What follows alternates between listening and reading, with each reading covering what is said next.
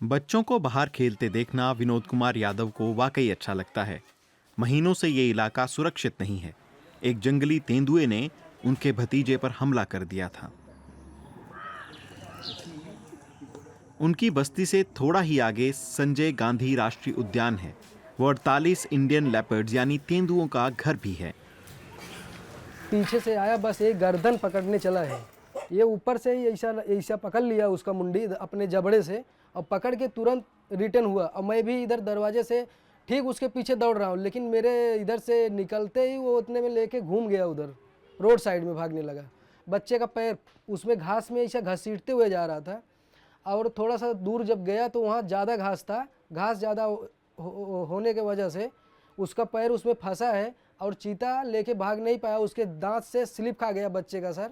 फिर उसको रात में ही करीबन 8:30 बजे लेके ट्रामा केयर में लेके गया। बच्चे का इलाज हुआ और वो ठीक हो गया, लेकिन इस घटना ने लोगों को हिलाकर रख दिया है। स्थानीय लोगों की मदद की योजना के तहत वन विभाग ने विनोद के परिवार को 1,20,000 रुपए का मुआवजा दिया है। उनके घर के पास कैमरा ट्रैप लगाए गए हैं और रोशनी के लिए लाइटें लगाई गई हैं। आसपास बिखरे कचरे को खाने वाले कुत्तों और बिल्लियों का शिकार करने के लिए तेंदुए अक्सर नेशनल पार्क से बाहर निकल आते हैं। यहाँ पे ऐसा घसीट के बच्चे को लेके जा रहा था मुंह में भर के, और यहाँ पे लेके आया है। और यहाँ पे बहुत ज़्यादा घास था, बहुत ज़्यादा घास था। अभी जीसीबी लगा के फॉरेस्ट विभाग वाले इसको साफ करवाए हैं, थोड़ा घास ओस कम हो गया है। फिर भी इधर विनोद को ये जानकर राहत मिली है कि उनके भतीजे पर हमला करने वाली मादा तेंदुआ C32 को महीने बाद पकड़ लिया गया। उसे एक बचाव केंद्र में ले जाया गया। इस तेंदुए ने 7 और लोगों पर हमले किए थे, जिनमें बच्चे भी शामिल थे। भारत में तेंदुओं को आखिरी विकल्प के तौर पर ही पकड़ा जाता है। इसके लिए उसे समस्याएं पैदा करने वाला जानवर घोषित करना होता है और इसके लिए सबूत जरूरी होते हैं कि उसने इंसानों या मवेशियों पर हमला किया है। तेंदुए इस इलाके में न जाने कब से रहते आए हैं।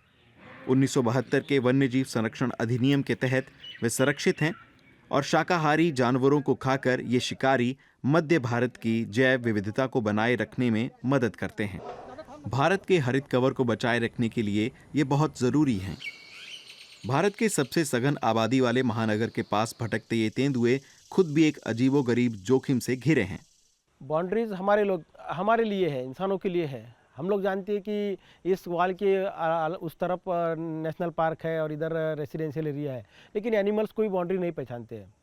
तो जब ये लोग खाने के तलाश में या कोई और दूसरे इसमें रोमिंग के लिए आ जाते हैं और हम लोगों से इंटरेक्शन होता है। अब मुंबई लगभग 2.5 crore people Sanjay Gandhi national park के अराउंड रहते हैं, तो कहीं ना कहीं इनका आमना सामना हो जाता है और इस तरीके से फिर कोई कॉन्फ्लिक्ट हो जाता है। 2002 में 6 महीने की अवधि में मानव तेंदुआ टकराव के 25 मामले सामने आए थे। वन विभाग ने तब बड़े उपाय करने का फैसला किया था। त्वरित कार्रवाई इसका एक प्रमुख हिस्सा है। जब हमें कॉल आता है कंट्रोल रूम से हमारे कि ऐसे जगह पे लेपर्ड अटका हुआ है, तो हम लोग हमारी टीम को पहले बताते हैं कि अपने को अभी लेपर्ड रेस्क्यू के लिए जाना है। तो सब लोग 5 से 10 मिनट में ऑफिस में फुल तैयारी करके आ जाइए। और सामने वाले को हम बताते हैं कि आपने अगर लेपर्ड देखा है तो उसे जहाँ छुपाए वहीं पे छुपने दीजिए और वहाँ से आप दूर हो जाइए। आप उसके नज़दीक जाने का कोई भी प्रयत्न मत कीजिए। अगर आप नज़दीक जाओगे तो आपको वो उसमें हल्ला कर सकता है आपके ऊपर, आपको इंजरी कर सकता है। तो आप जितना दूर रहे उसके दूर रहे और सिर्फ उसके ऊपर नज़र रखें। इंसान और जानवरों के सह अस्तित्व को लेकर समुदाय में जागरूकता लाने के लिए भी प्रशासन स्थानीय नागरिक समूहों के साथ काम कर रहा है। बच्चों को तेंदुओं के बारे में बताया जाता है, उसकी अहमियत और उसके बचाव के बारे में भी।